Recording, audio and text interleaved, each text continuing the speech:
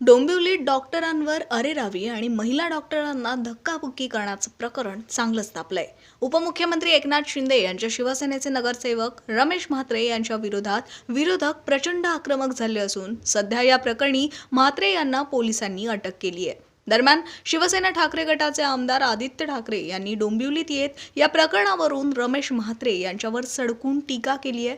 तसंच उपमुख्यमंत्री एकनाथ शिंदे यांच्यावर आणि महायुती सरकारवरही आदित्य ठाकरेंनी टीका केली आहे. याबाबत आपण काय सांगला? आहेत ना, पण कोणाचे तरी लाडके 19 च्या वेळी भोईरेंचंच तिकीट घेतलं होतं ना परत, आणि यांना द्यायला लावलं होतं आम्हाला. मुख्य गोष्ट हीच आहे की आता ठीक आहे, म्हणतात ते खासदारांचे एकदम जवळचे आहेत, लाडके आहेत वगैरे, पण मग लाडके बहिणी की लाडके हे रमेश म्हात्रे कोण? आणि परत मी सांगतो की आता त्यांनी काहीतरी स्टेटमेंट दिले की ही डॉक्टर माझ्या मुलीसारखी वगैरे. मी जे परवा अधिवेशनात बोललो महिला शेतकरी सन्मान बिलाच्या वेळी, की कुठचीही महिला तुम्ही प्रत्येक वेळी तिला टॅग देणं गरजेचंच नाही की माझी आईसारखी आहे, माझ्या मावशीसारखी आहे, माझ्या बहिणीसारखी आहे, माझ्या लेकीसारखी महिला आहे, तिला महिलाचा आदर दिलाच पाहिजे. रमेश म्हात्रे यांनी असं स्टेटमेंट केलं की महिलांचा आदर करणं ही बाळासाहेबांची शिकवण आहे. मात्र सीसीटीव्ही मध्ये जर पाहिलं तर हे धक्कादायक आहे. हे काय की हे नुसतं माझ्या आजोबांचं नाव घेऊन भंपकगिरी वाटेल ते बोलत आहेत. जर एवढी हिंमत आणि शिकवण त्यांनी घेतली असती ना, गुवाहाटीला पळाले नसते. पण चला, राजकारण पण मी 1 मिनिटं बाजूला ठेवतोय. येऊन इथे नतमस्तक होऊन यांची माफी मागणार आहे का रमेश म्हात्रे? असेल तर बघा, विचार आहे ना, माफ करत आहेत का? पण येऊन इथे पूर्ण लोटांगण घालून माफी मागू देतात ना. 30 मिनिटाचा व्हॉइस रेकॉर्ड आहे. जवळपास 30 मिनिटं अश्लील भाषेमध्ये महिला डॉक्टर नर्स यांना शिवीगाळ केलेली आहे. हे महाराष्ट्राला शोभनीय आहे का? महाराष्ट्र ह्या लोकांनी, आता हे जे 4-5 राजकारणी लोक आहेत आता सत्तेत बसलेले, त्यांनी एवढ्या भयानक वळणावर नेलेलं आहे. इथून परत आणण्यासाठी आपल्याला खरोखर खूप मेहनत आणि वेळ लागणार आहे. पण ह्या 30 मिनिटांमध्ये आणि जे काही त्यांना फोन करून ते बोलवण्यामध्ये जेवढा वेळ गेला, तेवढ्या ह्याच्यात त्या महिलेची डिलिव्हरी पण झाली असती. आदित्यजी ज्या पद्धतीने आपण पाहिलं की त्यांना पोलीस सुरक्षा होती, त्यांच्याकडे पोलीस गार्ड होता आणि त्यांच्या समोर हा सगळा प्रकार चालू होता आणि त्या प्रकारची माहिती देखील या ठिकाणी दिली. नाही, मुख्य गोष्ट हीच आहे ना की आता राजकीय जी लोक आहेत किंवा मुख्यमंत्री आहेत, उपमुख्यमंत्री आहेत, काय करणार? आता जी मागणी मी मुख्यमंत्र्यांकडे केलेली आहे की तुम्ही हे ना अटक करून दाखवा, यांची परेड करून दाखवा.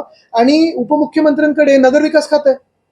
ते कुठच्याही नगरसेवकाला धमकी देत असतात, माझ्याकडे ये ना तर तुला बरखास्त करतो, माझ्याकडे ये ना तर तो डिस्क्वालिफाय करतो. करा ना, याला डिस्क्वालिफाय करा, डिस्क्वालिफाय, आणि द्या एक मेसेज पूर्ण देशाला की आम्ही पुरोगामी महाराष्ट्र आहोत, आम्ही अशा गोष्टी सहन नाही करणार. डिस्क्वालिफाय तुम्ही आरामात करू शकता. जर उद्या तुम्ही असंच एमसीवर हात उचललात, महानगरपालिकेच्या आयुक्तावर, डिस्क्वालिफाय व्हाल ना. तुम्ही जर कुठच्याही सरकारी अधिकारी उचललात हात तर नॉन बेलेबल ऑफेन्स होतो. मग डॉक्टरवर का नाही होत? म्हणजे डॉक्टरला जो मारतो त्याच्यावर का नाही होत? बरं, इथे काही चुकीचं सांगत होते का? गैर काही प्रकार झाला का? चुकीचं औषध दिलं का? चुकीचं जास्ती काही बिल लावलं का? तसंही नाही. डॉक्टर तुम्हाला समजून सांगण्याचा प्रयत्न करतायत की जे NICUचं बेड जे लहान मुलासाठी कदाचित गरजेचं असतं, आणि उलट चांगलपणाने ते सांगत होते की ते मूल जर जन्माला असतं सिझेरियननी आणि जर काही प्रीमेच्युअर असतं बर्थ, तर तुम्हाला NICUचं बेड लागला असता. तो जर इथे त्या वेळेत एखादा जो शेवटचा बेड होता तो ऑक्युपाय झाला असेल तर दुसऱ्या हॉस्पिटलला तुमची सोय करून देते. अजून काय करावं याने?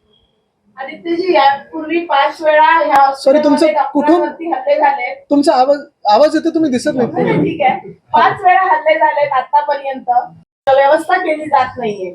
आता एक तुम्ही पाहिलं असेल, म्हणजे आता थोडा विषय पुढे येतो मी. 2 वर्षापूर्वी अनेक ठिकाणून, म्हणजे मला वाटतं छत्रपती संभाजीनगर असेल, नांदेड असेल, नागपूर असेल, या 3 मेडिकल कॉलेजमधून बातम्या आल्या होत्या की लहान मुलांचा मृत्यू मृत्यूदर वाढत चाललेला आहे. मी 3ही ठिकाणी गेलो होतो. माझ्यासोबत अंबादास दानवेजी होते आणि आम्हाला हेच त्यावेळी जे काही त्या तिकडच्या डीननी सांगितलं होतं. पहिलं तर मी डीनना सांगितलं की आम्ही तुमच्यावर आरोप करायला आलो नाही, तुमच्यावर आक्षेप घ्यायला आलो नाही, तुमच्याकडून समजून घ्यायला आलोय की सरकार किंवा शासन कुठे कमी पडतं आणि आम्ही काय आवाज उचवला पाहिजे. तेव्हा आम्हाला हेच सांगितलं गेलं होतं की अनेक ठिकाणी छोटे छोटे विषय आहेत, जे मेडिकल कॉलेजेसचे असतील, हॉस्पिटलचे असतील. आज पण अनेक तुम्ही पाहिलं असेल घोषणा झालेली आहे की आता नर्सिंग कॉलेज इथे होणार आणि तिथे होणार. पण आज पण रेसिडेंट डॉक्टर्स यांचं स्टायपेंड वाढवलेलं आहे का? आज तुम्ही कुठच्याही शासकीय मेडिकल कॉलेजमध्ये जा किंवा मेडिकल हॉस्पिटलमध्ये जा, तुमच्या शासकीय हॉस्पिटलमध्ये जा, जे औषधं मिळायला पाहिजेत ते त्या लिस्टवरची औषधं तुम्हाला ते वेळेवर मिळतात का? आणि म्हणून जर मिळत नसतील म्हणून तुम्हाला बाजूच्या दवाखान्यात किंवा एखाद्या केमिस्टकडे पाठवायला लागतं. आता जे छोटे मोठे गोष्टी, कुठे भिंत तुटली असते, कुठे कचरा उचलला जात नाही, कुठे नर्सेस जेवढ्या पाहिजेत तेवढे अपॉइंट केल्या नसतात, ह्या सगळ्या गोष्टींवर जर तुम्ही पुढे कार्यवाहीच केली नाही, अंमलबजावणी केली नाही, तर पुढे काय तुम्ही कशी अपेक्षा करता आरोग्य सेवेची? नगरसेवकाला पोलीस बॉडीगार्ड दिलेला आहे, संताप व्यक्त केलेला आहे. काय सांगाल नगरसेवकांना अशा पद्धतीने पोलीस बॉडीगार्ड मिळतात? मला वाटतं पोलीस बॉडीगार्ड त्या नगरसेवकाला एवढ्यासाठी दिला असेल की लोकांना त्याच्याकडून काही हानी होऊ नये. पण आता मला वाटतं ह्याच हॉस्पिटलमध्ये पूर्ण त्यांचं मानसिक संतुलन काय आहे, एखादा असा विषय जर समोरून कोणतरी समजून सांगतं तुम्हाला की या महिलेला NSU म्हणजे त्या लहान मुलांना जे जन्माला येईल त्याला गरज आहे, आणि एखादी महिला डॉक्टर इंटरव्हीन करते, तुम्हाला समजवण्याचा प्रयत्न करते आणि तुम्ही त्यांच्यावरच हात उचलता, मग ह्याला खरोखर मेंटल टेस्टिंगची गरज आहे. So, त्यामध्ये ते असंही बोलतोय 5 आरोपीमध्ये ठिकाणी त्याला अटक केलेलं आहे. 2 का सुटले? अटक केली करा ना 5 जणांना अटक आणि काढा परेड. पुण्यामध्ये वगैरे जशी काढतात ना परेड तशी काढा आरोप्यांची. आदित्यजी लोकशाहीचं राज्य राहिले का या राज्यामध्ये? आदित्यजी हा. आज अधिवेशनात आवाज उचलला त्या प्रकारे हे जे चाललेलं आहे एकंदरीत कसं पाहताय? आणि आज आम्ही यापुढे- स्थगन प्रस्ताव देखील आम्हाला आरडाओरडा करून हक्कानी मागून घ्यायला लागला, तरी देखील तो अध्यक्षांनी नाकारला होता. दुर्दैवाची गोष्ट हीच आहे की अशा विषयांना वाव मिळतोय का? आता आम्ही आंदोलन करतोय, सगळं काही करतोय. आज डॉक्टर्सनी देखील संप पुकारलेला आहे, तरी मला वाटतं इमर्जन्सी केसेस ते हाताळतात.